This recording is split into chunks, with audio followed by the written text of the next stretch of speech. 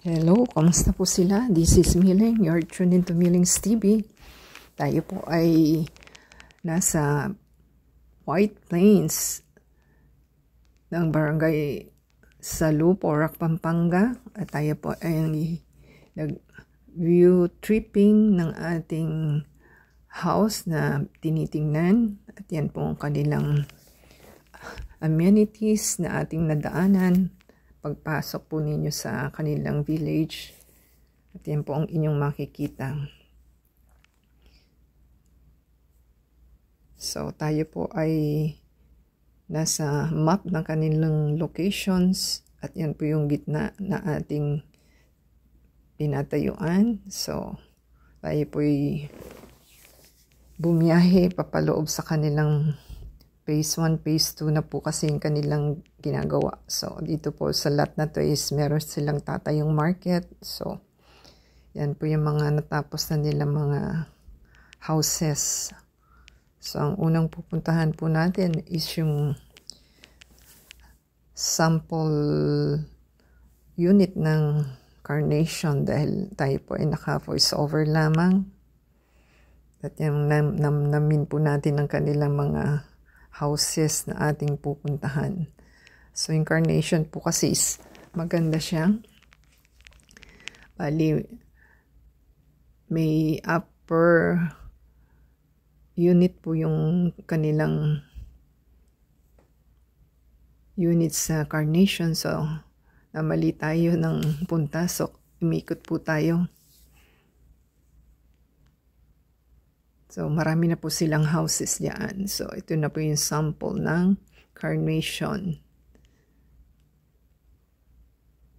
Ang kanilang unit po is, yan po yung itatransfer sa inyo. Pero, ano pa ho kayo, magre-renovate kayo dahil wala pa po yung floors na tiles. At the same time, wala pa siyang paint. So, yan po yung itsura ng Carnation. Meron po siyang toilet and bath sa ibaba at saka sa itaas. At yan po ang makikita ninyong view kapag kayo po ay nasa second floor. Yan po ang choices na ating pinuntahan. So, tayo po ay bumiyahe ulit at titingnan po natin ng Adelpha.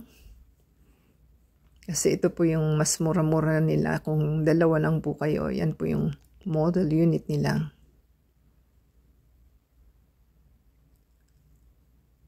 Kung dalawang tao lang po, sa dalawang couple at nag-uumpisa pa lang sa kanilang family, yan po may dalawang rooms and kitchen at ilang centimeter pa po ang kanilang. At ito na po yung beer ng Adelpha. So, magre-renovate pa po kayo. So, kailangan is may budget pa po sila. Mas mura po yung kanila, kaya lang mas may iba budget pa kayo for renovation. At ito naman po yung actual ng townhouse na kanilang na-i-repair. Nag-renovate pa po sila. So, ito po is mas mura-mura po ito. Below 1 million. Mga 700-800. Parang ganun. Gumastos pa po sila sa renovation ng around 300,000. So, yan po ang kanilang minaximize nila yung kanilang floor ata. Kaya napalaki po nila. Yan po yung kitchen. Dito yung next is yung bathroom nila. So, nag-renovate sila kung ano pong magandahan po kasi dito maiayos ninyo na ayon sa gusto po nila. So, meron pa po silang pinagawang cabinet kaya inabot po sila ng ganong presyo. So, from Carnation, nag-Adelpha po tayo, nag-townhouse, at ito po yung pupuntahan nating Linnea. Maganda din po ito dahil meron po siyang ibang design na sa loob is wala sa Carnation. Pero mas mahal po ito. Dahil mas malaki, syempre mas maganda. So yan pa ang sample ng turnover din ng kanilang Linea. So meron siyang kitchen na stand dito. At meron po siyang papasok na door na wala dun sa iba. So, ito rin po yung ating inaay. At the same time, may 3 centimeters po kayo pwedeng extend ang kitchen.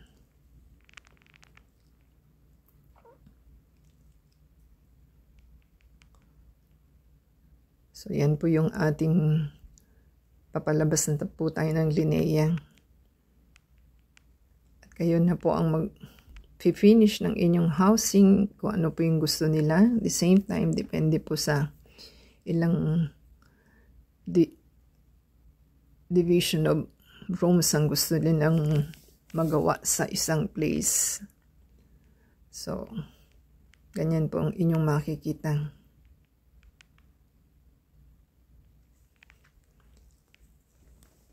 Mas mura, mas marami pa rin kayong ipagagawa kasi sa kanila po hindi free yung electric and water, tsaka yung iba pang kailangan. So, mas mura, syempre, ganun din po at dapat po may extra budget kayo.